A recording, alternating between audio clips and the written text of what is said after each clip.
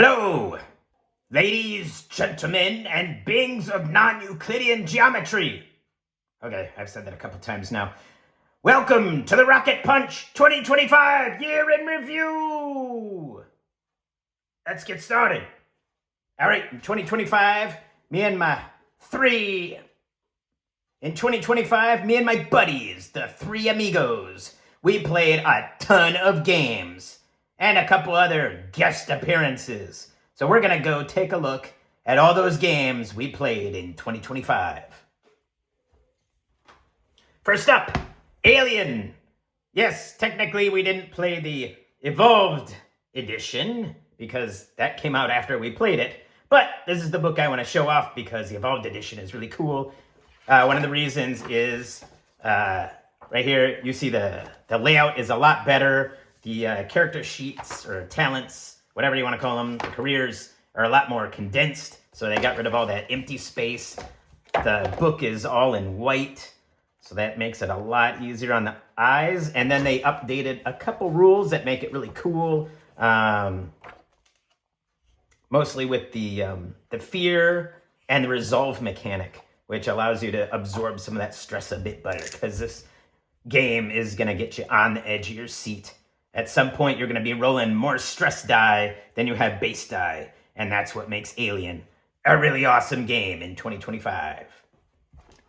Next up, I don't have that book, but this is my play sheet, because I was a player in this one. Brindlewood Bay. It's kind of like Murder, She Wrote, with a little bit of gonzo wackiness, and maybe a tiny bit of Cthulhu shoved in there, just for fun. So this is my character, Bonnie Colgate.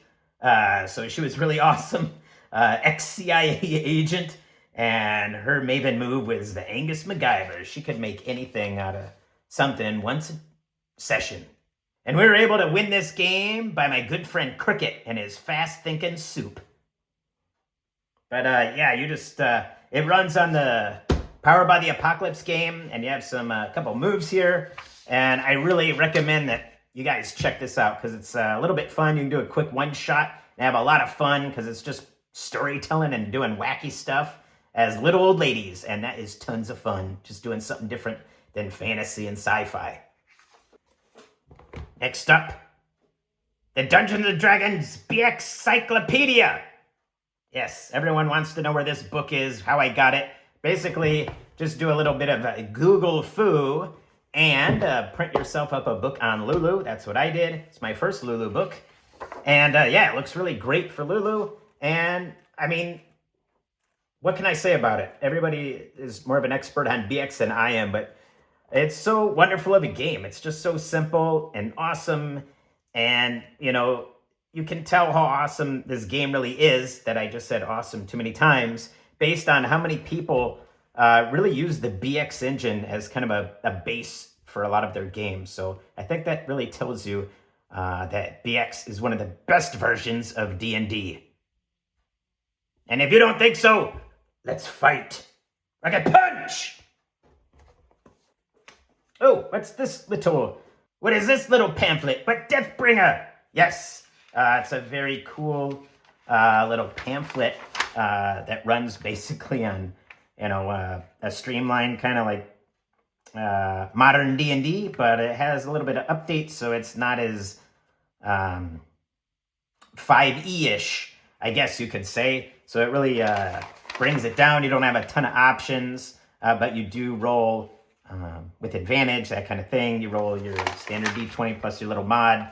You don't roll stats, you just throw your mods in there. Combat is specific d20, just as everything else is. You got a little corruption if you do crazy stuff, and if you gain too much, you lose control of your character. And you just have a couple character classes with a couple little talents, like Deathbringer, of course. You got the Grim Scribe, which is a tattoo-laden wizard.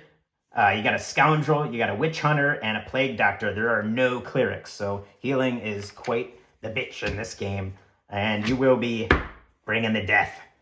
Give it a check out. It's I think really cheap on drive-thru, or if you're a patron, you can pick it up there. And Deathbringer for Shadowdark is coming out in 2026, so that is going to be totally radical, because I think it's kind of going to be a little bit of Shadowdark, which is a little bit of BX, and a little bit of Warhammer Classic. So I'm totally looking forward to that. Another bit, Dragonbane. This isn't the box set, but this is the adventure. We went through the whole Path of Glory. So I've gone through both of the adventures, the one in the core box and the Path of Glory. I don't know which one I like best. They're a little bit different.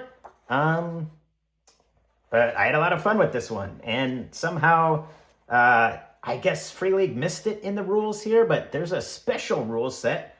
If you win in Orc Ball, there's some special benefits if you win at Orc Ball later on in this campaign. But it's really cool. It's a classic 3 stories that they kind of melded into one book.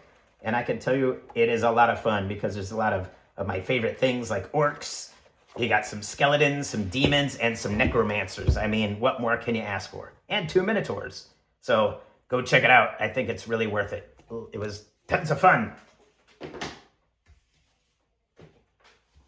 Next, of course, we played some DCC, some Dungeon Crawl Classics, and I made my new most infamous character, Smudge, with no E. He was a level 0 dung farmer. I finally rolled the dung farmer background, and I got it, and I was so happy I could barely stand it. But once he got to level 1, he became a wizard, and I made him, basically, I called him a Fecalmancer. And he had a lot of really weird spells. He didn't really have offensive spells, which I love, that he's just running around being kind of strange, which is my favorite thing to do in Dungeon Crawl Classics. And he lived. I think he's 3rd level right now. And Kappa, if you're listening, I can't wait to bring Smudge back. Maybe we'll do a Smudge Zorak double team. Wouldn't that be cool? All right. Then I played solo the Electric State, and I really enjoyed it. I played kind of this strange, near-apocalyptic 90s in my kind of town. Went on a road trip, because this is all really about a road trip. I mean, really, it's, you know, California-centric, but I didn't want that. I just used a lot of the lore that's in the book, and I kind of used it as a 90s tour through my area because I knew all the roads and the towns and stuff like that. So I wanted to do a road trip that way, and we kind of fought against the crazy AI that's in this world. So it was a lot of fun. This thing has a ton of solo rules, which all the new Free League games have. So it's a lot of fun that all these Free League games, they really know how to treat the solo role player right. I'm just a noob in solo, so I'm not that great yet, but I'm having fun anyway, and that's all that matters in solo. So yes, if you want a little bit of a 90s nostalgia road trip, you can pick out your soundtrack. They have a rollable table for that. And if you've done Things from the Flood or Tales from the Loop, it's basically the same role mechanics. So if you play those, you'll be ready to play these. But this has nothing to do with those 2 games. So be cautious, I guess. All right, this little darling of a zine, I got this. Derf, it's so cool. It's just this little game. It's very into the odd, Cairn, Mausritter type of smashing together of all these rules. And I really like it. I don't know, it just captured my imagination with these little crazy little cartoony characters. And I like how you have the little supply die, which is really nice. So you don't have to keep track of everything. You can just kind of like, I'm going to roll the supply die. Oh, I have some rope. And you have a whole bunch of crazy spells and things like that. But it's very classic feeling, very rules light. And I'm super looking forward to, and I backed as soon as I heard about it, the Derf Kickstarter. It's going to be really cool. Yeah, a little taste of what that looks like. So you can check this out on Itch, and there's a link to all that. And if you check out my review on Derf, I have all that there. So yeah, go check this out. It's a really cool little zine. Next, we have Fallout, which I also reviewed. I picked up the starter set, even though I don't really need the starter set all the time, but a lot of times, I don't know why, but the price of the dice are the price of the starter set, so it's easier to just buy the starter set and you get all the dice and stuff. So this one has, like, you know, your basic rules. You got a little adventure that I ran that was pretty cool. You got your pre-mades, which helps in Fallout. And then you got these really cool dice. You get like a hit location dice and 2 gigantic 2d20s. So this is my first 2d20 game, and I had a lot of fun with it, and I look forward to running the Fallout solo. I hear there's a solo game, kind of like they had that Captain's Log game, which I have not picked up yet, but it's going to be a game specifically for solo. It's going to be really cool, and I can't wait for that to come out. And I really give Fallout 95 2 thumbs up. All right, I've had this little book for a while. I haven't done any reviews on it or anything, but For Against the Darkness, I did a couple solo of this. It has that classic feel because you just have, your warrior, your cleric, a rogue, a wizard, a barbarian, elf, dwarf, halfling. So it does kind of feel classic-y BX in that, but it's all about basically playing a solo BX modified, but it still has that kind of very dungeon-centric. So you have all these like entrance rooms, and you can generate all the rooms just by dice. And this also works for just any solo supplement. You could kind of use this as a dungeon generator, which I plan to use on my Brindlewood solo campaign that I'm running, or solo adventure. I don't know how big it's going to be. I might run something else, so I don't know if it's going to be a campaign. But yeah, pick that up. It's only like $10 on Amazon. I saw that they just came out with a larger version. I'm not too familiar with that. I just heard about that, so I don't know. You might want to get that instead. Another game that I think is really cool and gonna carry us over into 2026 is Grit Fantasy RPG. So next year in 2026, I'm gonna be running JP Kuvert's Dragontown using the Grit Fantasy RPG, because Dragontown is a neutral campaign setting, and Grit Fantasy is perfect. I think it has that nice kind of strange vibe of strange creatures, and it's powered by a lot of loot and not leveling up. And I think that works out really well for Dragontown, because it's not really about leveling and stuff like that. It's all about getting really crazy loot. So I think those are gonna really fit in really well. You got a whole bunch of crazy creatures and stuff, which also matches JP's imaginative world, things like that. And what's really great is that the core rules are super simple. You're just gonna be rolling a D12, and it's basically just opposed actions or against a target. So you either roll a static target, or you're gonna roll a D12 and the opponent rolls D12, and then whoever gets higher wins, and then the difference between those is how much damage. So it goes really fast, and I think Jeremy at Gnomebot Studios really nailed it, and I can't wait to get Grit Galaxies, which is going to be a sci-fi adventure. And I had the honor of playing Zorak, the Mantoid, or whatever they're called in his universe. But he's like a praying mantis creature like Zorak that I really like. And I had a lot of fun playing that game. And it's really cool that we get little mech suits in there too. So looking forward to that, Jeremy. Hurry up! Another awesome thing that I don't have the book for, but in 2026, we finally went, yes, full Harn. We got our Harn on in 2025, and I played human kind of tribalmen, which was really cool. Harn is kind of crazy. It has a lot of stats. You can see I wrote a lot of stuff down, but it's basically at the core of it kind of like a more advanced version of basic role play with a lot more extra stuff in it. But it basically is a whole bunch of skills, and you're going to roll under those essentially. But the attack matrix, which gave us a little bit of a headache because we were just kind of getting used to it. But once we started going, it started making sense. So I did end up having a lot of fun in it. And I think the more you practice at it, the easier it'll be. But I definitely recommend everyone grabbing Harn and giving it a quick try, just to say you've tried Harn, like one of the craziest, most simulationist games out there. And we played, very normal. I really wanted to play completely normal, like no monsters and stuff, so like bears and things like that, and just other humans in the world. So we played a very grounded RPG, so that was a lot of fun. And I really liked my adventure here. He was really cool. I really like that picture. And I played it exactly as that picture with his luxurious locks and beard. And finally, in 2025, I've had this book for a while, but I never played an X-Card RPG. I'm sorry to say, I'm embarrassed to say, actually. I really like Runehammer. I think this game is really awesome. Lots of cool advice. But I kind of missed... Oops, Common Rider card. I kind of missed jumping in on this when it was as big as it was. But I got into it. I think it's really cool, but I kind of stopped at this type of D20-ish game. I just got tired of fantasy at that point, and then I just kind of sat on the shelf for a while, so I wasn't really playing it. But what really got me to play this game was Blood and Snow. So Blood and Snow, this is in the Master Book only.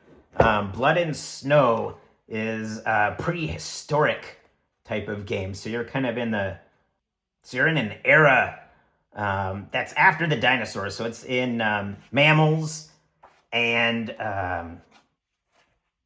cavemen and stuff like that. And what's really cool is you have all the different splinter species you could be, which is really cool.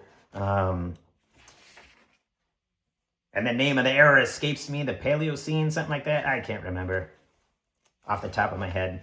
But I really liked being a caveman. Technically not a caveman, but, a prehistoric human, kind of tracking through the snow in this frozen tundra and going on a hunt. I thought that was really, really cool. And I like how all the gear is kind of focused on things that will help you survive. And I really like also... the non-magical aspect of this, so it is a bit more grounded a little bit, although we still play a little bit gonzo with how we characterize our creatures, our characters, but this was really awesome. I think I really want to see more games that capture this prehistoric vibe. I think that's a genre that's sorely missing or that I'm just clueless about. I do know there's RuneQuest, but I don't know. RuneQuest just seems a bit too much for me.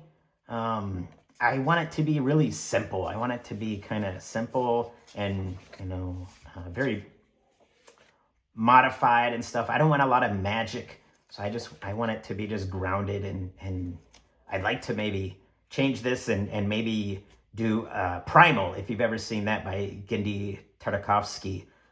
Primal is a really awesome cartoon, and I think it would really fit in this kind of Blood and Snow universe. I think it'd be really fun. So, yeah, an X-Card RPG is really cool. Next, we got Mausritter. I mean, there's not a lot I can say about this. It's basically Karen with a lot of cool little extras, but you play these cool little mice, and this box set is really cool. You can just see how simple and sweet this rule book is. You got a nice hex crawl rules. Very simple, very hackable. Lots of random tables. Lots of cool creatures. If you ever remember the Littles cartoon, you could also kind of change it with that. Or if you don't know the Littles and Arietti, that kind of feeling, you could even do kind of little human creatures like that as well, because the mouse stats don't really mean anything. But the really cool part is on your character sheet, you have all these little inventory cards. So it'd be really cool to get a younger person or an old person into role-playing games. And the art is really cool. It really sells it.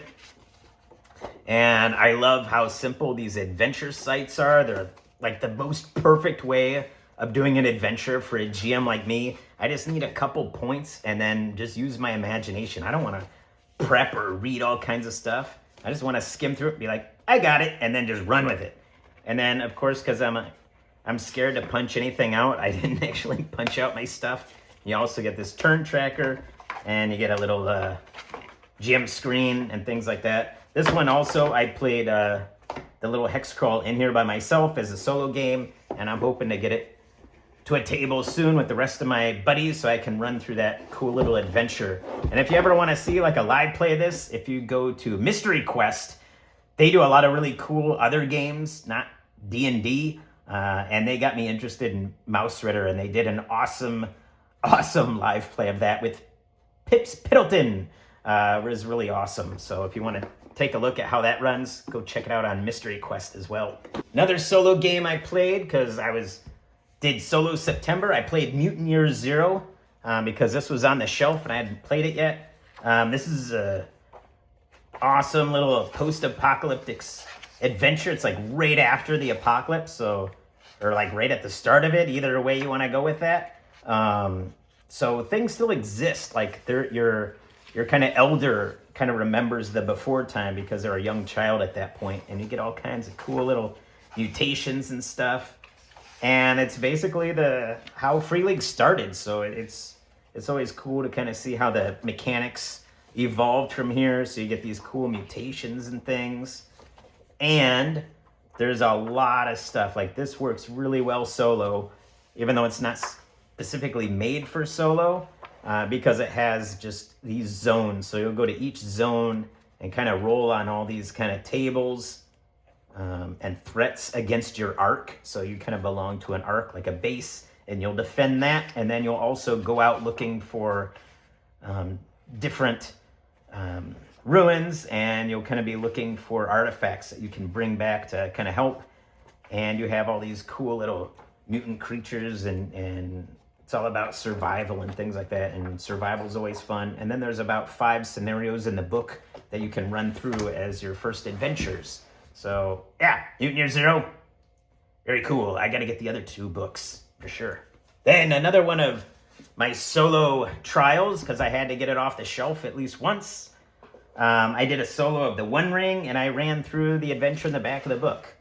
There's a nice little adventure here, and I rolled up my character, and I went through this Star of the Mist, which is pretty interesting. It's a bunch of ruins that you get to kind of go through, and I just rolled through that, and there's a whole bunch of cool random tables in here. And there is Strider mode, and I knew about that, but I didn't want to... I was just kind of going quick, so I just thought I'd kind of use the motifs and the ideas from that adventure and kind of draft a adventure on that. But the really cool thing about this game is just all this awesome line art. I really like black and white line art in my RPGs because I played Palladium back in the day, and Palladium was all black and white stuff. So I don't know, I just have a certain nostalgia for black and white prints and art and that kind of thing. But this is a really easy game. If you grab the starter sets, you get like the specialty die, which I also did. I just didn't play through the Shire yet. I went right into this core book game, but it's fairly easy. You got the D12 and some D6s, and you just gotta, so you just roll those against a target number, and you have to roll higher than that. And you can kind of change the target number based on if you're playing in a large group or a small group or solo, which kind of helps your survivability a bit. And there's some special rules about playing solo in the Strider solo mode, so you can check that out. And that book also has a lot of cool tables you can roll on. So yeah, One Ring, I did like it. I was kind of nervous about really getting that Tolkien feel, but I was just like, who cares? I know enough about Tolkien, but I'm no expert, so I kind of did my best. But anyway, I had fun with it, and I hope someday they release my favorite part of The Lord of the Rings, which is going to be the Rohirrim. So I really hope they come out with the Rohirrim supplement so I can work under King Theoden. That would be so awesome. He's my favorite character. And what year 2025 would be without some kind of Borg supplement? So I played Orc Borg, which is kind of like a silly 40k kind of play as the orcs adventure.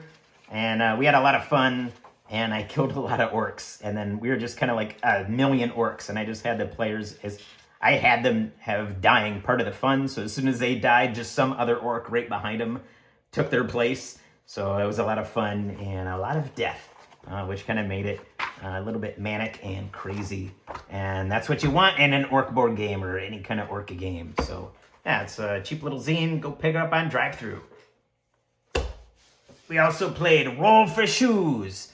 Roll for Shoes is a like 6-word rule for TTRPG play. There's just a website, and there's like 6 rules on there, and you can basically play any game with it. And it kind of goes back to almost the concept of you don't need dice, you don't need anything, although this game does use dice because it's roll for shoes, but you just need basically a yes and a no, or true and false, or something like that. And that's kind of what roll for shoes basically does. But I don't know. I don't want to say any more right now. I want you to go check out Roll for Shoes. I want you to read the 6 rules, and I want you to start playing. So do it now, or else. Next up, I'd like to thank Justin over at Books, Breaks, and Boards for getting me into Savage Worlds. So I finally played a little bit of some solo Savage Worlds just to kind of get a little taste for how it goes. And the whole reason I got into Savage Worlds is because Savage Worlds has some kind of collaborative license with Palladium Books so that you can play Riffs in Savage Worlds. I have a whole box set. So I grabbed the box set because I really like the ideas in Palladium, but I don't like the system as much, even though that's what I played when I was younger. So I'm looking forward a lot to going through Riffs. I made my Juicer character, but I have yet to play it because I kind of wanted to go through just vanilla Savage Worlds just to kind of get a taste of how it works. But I thought it was a really interesting system. It's really fast and very cinematic, which really clicks with me. I kind of want that kind of gonzo feeling sometimes, and I think Savage Worlds is a really awesome game. Usually they have it on sale a lot of times. You can pick it up on drive-thru as the PDF, or they have a quick start for it too. But I like that this book, look at that, 3 ribbons. That is insane. That's savage, man. So probably in 2026, I'll do a little bit of play in Riffs, I hope, maybe by the end of the year. But I did go through the Riffs box set. I did an opening of that on the channel if you want to go take a look at that. In 2025, I also played Shadowdark. Right now, I have a play-by-post going on my Discord with my buddies, and we played through Shadowdark, a whole bunch of adventures of that, and then we ended with Cursed Scroll, and they all died, and that was a lot of fun, except for them maybe, but it was really fun, and I'll probably go through the zines in a little bit, and I'm looking forward to Kelsey's next Kickstarter with the additional Cursed Scrolls. I'm looking forward to those because these are a lot of fun. They have lots of cool ideas. They have these different classes and everything like that, even though I pretty much prefer just good old vanilla Shadowdark. It's always nice to get those characters, and if you don't use them, you have just a ton of cool hex crawl adventures and scenarios and ideas and hooks and things like that. So that alone makes it worth it, even if you're not in for different classes to go with your Shadowdark. But Shadowdark, it's always great. Again, let's thank Justin over at Books, Bricks, and Boards. I think that's right. I don't know. I can't remember. My brain's bad. So I've been playing Star Wars over on his Discord and having lots of fun on the play-by-post for the Star Wars Discord. I just have the 1 ebook, but it's basically the same except the Wild Die from 2E and little things like that. But I actually am playing Ewok and having tons of fun with Garut here and his love of shiny things. But he's actually quite the badass. He ended up being. And I just throw in a whole bunch of crazy words that make him sound like an Ewok. But it's really easy to do that when you're just typing weird verbiage in there instead of doing it live. I think doing it live, it'd be a little bit more challenging to do the Ewok voice and get the mannerisms down, but play-by-post is really cool and allows me to channel my inner Ewok. And 1E is a great book. We also did, with the 3 amigos, we played Ironsworn Starforged. I think Ironsworn is kind of that system where it almost seems with all those moves like too much. And it kind of was, but because all 3 of us were kind of co-GMing this, kind of co-creating this story and everything, we kept kind of helping each other figure out the rules, and throughout the game, it started really flowing, and we were getting really good at it. The other thing that makes Starforged or Ironsworn, which I haven't played yet, just Starforged, really cool is like, yes, they have a table for that. So usually while one person was being the GM, one person would kind of help look up the tables, and one person would kind of be like the main character in that scenario, and then we kind of flip it around and kind of rotate amongst the three of us. So Starforged is a really cool game. It's got lots of stuff you can get for free on the website, and Ironforged you can get totally for free, just the PDF on the website. But I think Starforged is even better laid out than the original book, and I can't wait for Ironforged, the second edition, to come out, and then I'll probably get that as a book instead of a PDF, because I really liked Starforged. As a lot of just awesome things. And even if you don't use Starforged, the book, or if you don't want to buy the book and you just get the cheaper PDF, all the tables in here would be awesome for any sci-fi game, or just kind of like quick prep and things like that.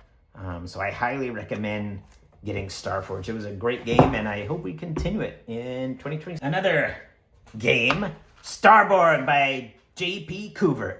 J.P. Couvert's really awesome. Go subscribe to his YouTube right now, because he's a cool dude, and he releases cool little zines like every month if you're a patron. So this is a cool little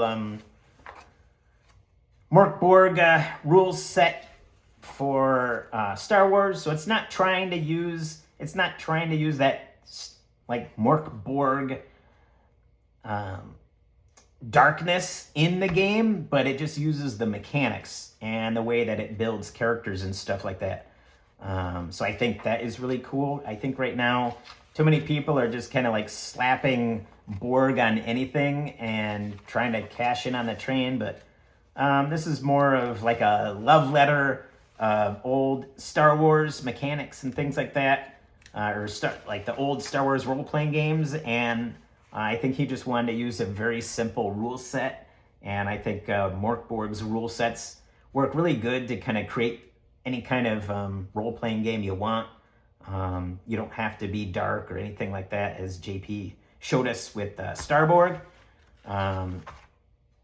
And he made a whole bunch of other supplements for it, and I think he's going to keep supporting it. So it'll be really cool to see what he's got next on there. And there's also a little solo supplement too for all you solo role players out there that go along with this. And I think you'll have a good time playing Starborg.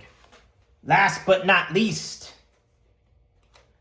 one of our favorites over at the Three Amigos is Troika. Now, I just have the PDF, not the whole thing, and I just have this little reference sheet, but basically Troika is kind of like Fighting Fantasy. And Fighting Fantasy, there's basically three stats. You got your stamina, your luck, and your skill, and you're just going to roll under those to do a task, and you're going to roll over those to do combat. So it's very simple. Here's my character sheet for Professor Thaddeus Grell, one of many a Discord's favorite characters. And I'm glad that all of you really like him, and he likes you guys too. And he can't wait to get back on the trail and go on some wacky, crazy gonzo adventures with you guys in 2026. What's that? Oh, the professor would like to tell you something. Indubitably, this is Sir Baron Professor Thaddeus Grell, Esquire, and I thank all my Troika adventurers that joined me in my 2025 adventures, and I look forward to playing with you gentlemen and gentle ladies and gentle creatures again in 2025. Now, has anyone seen Wyatt? Wyatt, my cape! It's a bit floppy, it needs more squishing. So that was the games I played in 2025. Let me know down below what games you played in 2025. Did you play any of those games? And what games are you looking forward to playing in 2026? And we'll see you again on Rocket Punch. Later.